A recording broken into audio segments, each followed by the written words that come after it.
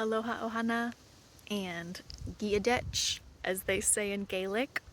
I am here in my motherland of Ireland for a season, connecting with my maternal lineage.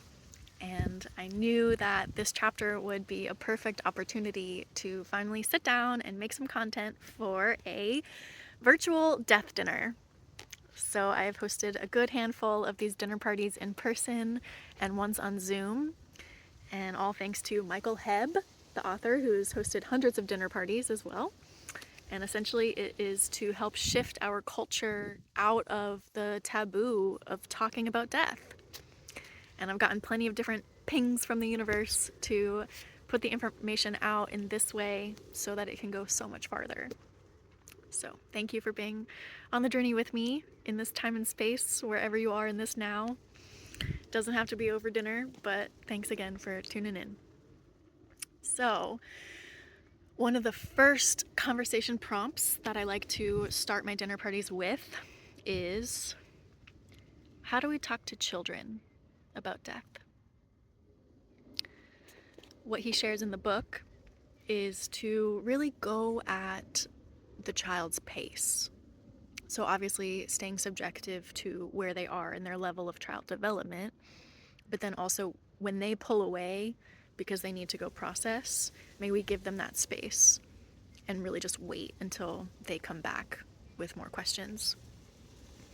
And to also honor that we might not have the answers, because there's a quote that goes, "We are all children in the face of death." We are all children in the face of death. And maybe use it as an opportunity for you to reflect on where you were, at what age you were at when you first realized that everyone you know and love, including yourself, is going to die one day. It's a lot to integrate. And so may you also be able to hold space for that child if they're getting emotional, rather than the old paradigm of shunning it away and saying, "Oh, that's so far away for you, don't worry about it, don't think about that." We don't actually know if that's a long ways away from them. We have no idea when or how death will take any of us. So, yeah, may we please be able to sympathize with them and hold space for them. And yeah, I know a lot of us are also shifting out of the heaven or hell for eternity concept. And so a new notion that I have learned to talk to children about death is to incorporate the elements. So I'm very excited to share them with you. Here we go. Doesn't matter which one you start with, but the first one that really came to me is the air element. So we can understand that every single living being is breathing, right? Even the plant kingdom, they might not have a pair of lungs and a central nervous system, but they're breathing. We know this. And so, when any living being takes their last breath, that finale exhale, no longer another inhale to animate the vessel, they are officially extinguished with the breath of life. What happens to that air? It goes into the wind. It becomes the wind. And even when a gust of wind has stopped blowing where you are in this time and space at this spot on the planet, it doesn't stop. That wind keeps blowing around this planet, circulating over and over and over and over and over again forever and ever and ever. And I know quite a lot of people, myself included, who have been able to have a dialogue with loved ones who have crossed or God itself through the wind. Take that with a grain of salt. But I do like to believe about how that life spirit, that breath of life that animated everyone I love who has crossed, is still flowing all around this planet and being inhaled by every living being that's still here. And I am breathing the breath of my ancestors, and the generations that will come after me, I'll be breathing through them as air. So that's the air element. Next we could do the water element. A dear sister mama shared this notion at a dinner party when the family cat was run over. This notion just channeled through her to talk to her children about death, and it feels very, very profound and worthy to share. And that in the water element is to see every body of any earthling as essentially a cup. Because if you think about it, we're all water. It's proven, 70 to 90% of the body is water. Whether it's the blood or the organs, the gushy brain, it's all water. And every living being needs water to exist. We know this, right? So water is life. And so if we think about our vessel, our body, as a cup encapsulating water, well, what happens after a cup has been really well worn and used to its good prime potential and well loved and had a long life? Eventually it gets worn down and maybe will create a crack and have a slow leak, aka living a long life and the body slowly deteriorating from old age. Or, on the other hand, accidents happen, and sometimes a swift mishap could drop that cup and knock it on the ground and it shatters. Such as how we never know when or how death will take us. Even if it was a vibrant, strong, healthy cup, it might break in a really swift, traumatic accident. Or have a really long life, but eventually get well worn and have a crack. And so what happens when a cup with water breaks? Well, it makes a big puddle on the ground, right? And that puddle maybe then could seep into the earth or also evaporate into the sky and then condensate and precipitate and become the cycle of water that moves around this entire planet forever and ever and ever. It's been proven that the same water that's been on this planet is still on this planet. It's all the same water, right? So the water that I drink today is the same water that my ancestors drank, and every living being that has water in it, all these cups of water, will continue circulating this water, refiltering it over and over and over, forever and ever and ever. And so may we see that even if our cup, our body, breaks in whichever way it inevitably will, that the life force of water that encapsulated the cup, that kept it alive, will still live on through all the next generations and all the different living earthlings on this earth forever. So there's air and water, and next we could do earth.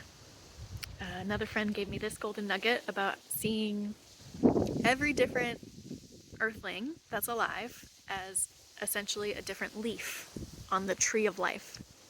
Okay? Because, we're all different species, but we're essentially all on this Mama Earth, this tree of life. And so, if you look at any other tree, you might notice that sometimes there could be a fungal infection or some type of disease that's affecting one leaf but not the other ones. And it grows and develops into something on this whole leaf, and then eventually that leaf breaks down and breaks away and is plucked off the tree of life. And so by the way, that would represent old age, chronic disease, what have you. Or maybe another being comes and knocks that tree and a whole branch comes off and a bunch of leaves die at the same time, even though they were vibrant and healthy and there was nothing wrong with them. Because again, we never know how or when death will take us. But what happens when a leaf comes off the tree? It falls to the ground, it disintegrates, turns into compost, seeps into the soil, and goes into the roots of that same tree of life. Just like how, when we take our last breath, our bodies will decompose through all the different means of what we do with our bodies after we die. But essentially they disintegrate and go back into the earth. So they go, this leaf, our body, goes back into the root system and still is part of the tree of life. And eventually that chi, life force, mana, travels up the trunk of the tree and then into the branches and creates new leaves, but never the same leaf. So I always really like to add this part when talking about death, because with this new notion of simulation theory or string theory about how this is all a video game, I really want the children to understand that it's not just game over and you come right back as you were, who you were. We never get this exact same body back, this exact same personality, this exact specific imprint of our existence. Just like how, even if we will become new leaves on the tree of life, it's never the exact same leaf that we were. And that's, you can see that in any tree, that if you zoom in microscopically, each one is a unique imprint, just like us. And so, yes, we're still going to be part of the tree of life, and yes, we're still going to come back if you believe that, but we'll never be the exact same imprint of life's expression in this way that we are right now. So there's the earth element, and then the fire element is actually rather new for me, so thank you for helping me further process it by articulating it in this now. And so with the fire element, may we see our life as a very specific fire made in a fire pit with a very specific amount of firewood, okay? Just this one exact amount of firewood. We cannot keep adding on to this fire pit, right? And from the kindling to the logs to the big logs that all make up the fire we're about to create, that could be seen as our lineages and our biological predisposition, our natal chart, the social context of time and space in which we were brought up, everything that makes up this personality of this life, of this person or any earthling, okay? And so how do we make a fire? Well, we rub two sticks together to create that spark of life. That could be a tangent for how two beings of the same species rub together to create life in another conversation with a child. But essentially that spark of life ignites and then develops, and more kindling burns and the fire gets bigger, and then we have this arc of the fire pit, or of the flames in that fire, from the wood in that fire pit, that human in that time and space. And so what happens if you just have this one set of firewood for this one fire? Well, it takes off, but then after the full flames of the peak of life, it eventually withers down, and more of the wood has been burned than what's left as we move down into old age. And then eventually maybe not even any more flames, but still heat, still embers of a glow, and maybe that could be seen as elderhood. We're still there, we still have the flame of life in us, but we are tired. We are withering away. And then eventually, no more heat, but still smoke, right? Still that memory of the life, such as the memory of the life that is lived on through the next generations and those who come after us. And then eventually doesn't even have any smoke left. It's just this cold ash. And there are some cultures that believe that there are two deaths, when we take our last breath and then when we're no longer talked about and fully forgotten from anyone who's still living on the earth. And so that could be the most natural arc of human life. But then also, let's not forget that what else could take out a fire? It could get instantly smothered by a big blanket or a gust of wind or a big splash of water.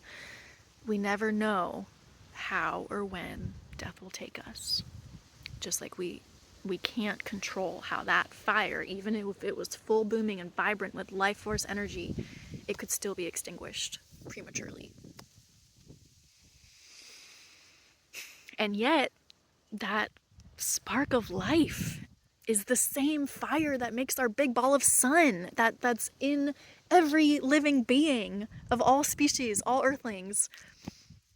That life force fire, that inner flame of existence is truly in all of us. And yes, we can easily just rub together again and make a new spark of life, though it will never be the exact same fire from that initial one fire pit of wood. Even if it's branches off the same tree, it's never the exact same shape or the way it moved or the way it burned, just like how each one of us has a unique expression of how life lives through us.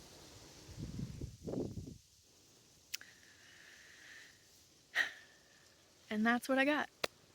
And if anyone has any tips and tricks on the fifth element of ether, I'm all ears. Please share away.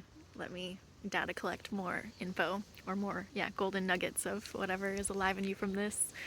I really value the elemental expression to help with the comprehension of death, because I believe that it further instills this reality that we are all one, that we all come from the same stuff, and that we're all part of the same grand expression of God. And if you don't want to use the G word, then of source, creator, this life force energy, this infinite expression of the elements. Okay, I feel complete. That's what I've got for now. Stay tuned for more of these great conversations. And again, thanks for being with me on this journey, in this beautiful blip of experience that we have of incarnation in this time and space at the same time. Such a joy to be on the path with you, fam. A hui ho and shlangafol. Aloha.